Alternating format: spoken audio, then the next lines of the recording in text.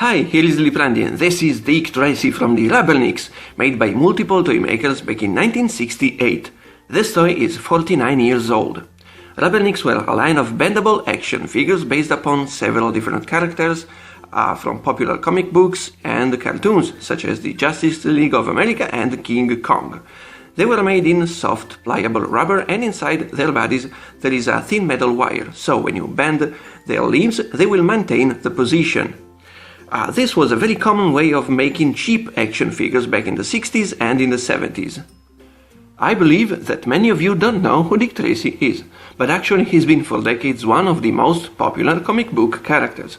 He's so popular that there is even a monument in memory of his creator Chester Gould. Dick Tracy was born in 1931 in comic strips for the Detroit Mirror, distributed by the Chicago Tribune.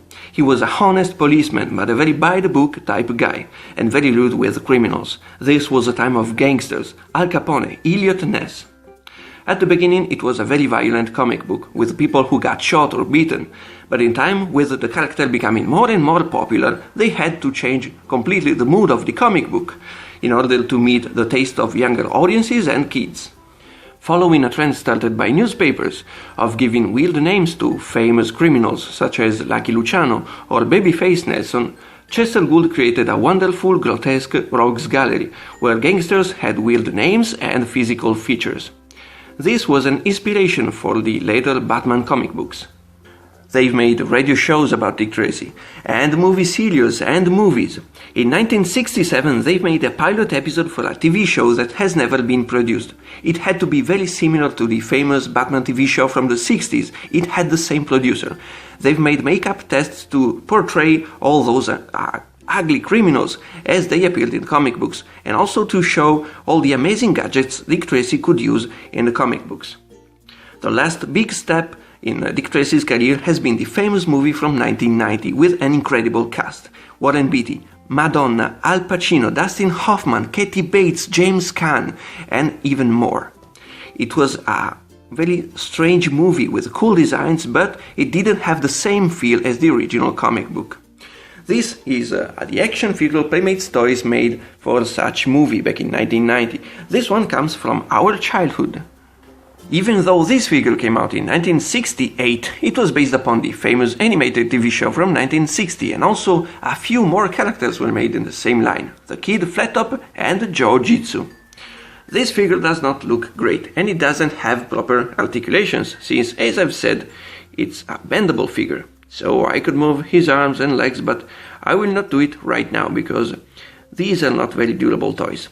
The metal wire inside can be bent only a few times and then it will break, and also this rubber could be torn because this figure is 49 years old.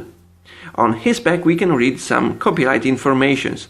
1967 Chicago Tribune Syndicate. Oh, that's cool. And he's got a weird face with painted details, like if it was a comic book. He's got closed fists facing outwards. That's because in this way we can pose him talking to his wristwatch. That's neat, and he comes with 3 accessories.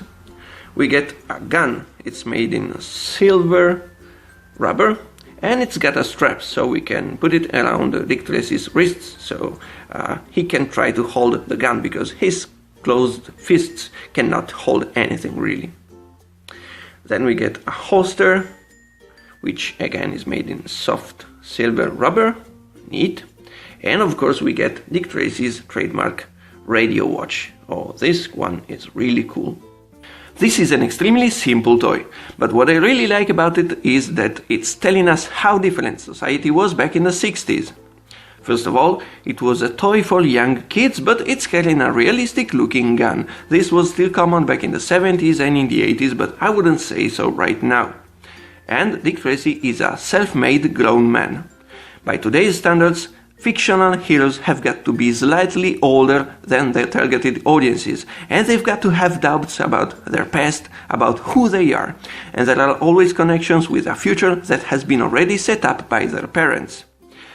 This is because they want to meet the feelings of young kids who are watching the shows and who are still growing up, thinking about generational conflicts and stuff like that.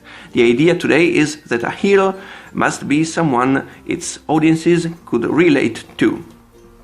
But back in the 60s, the message was different. A hero had to be an inspiration.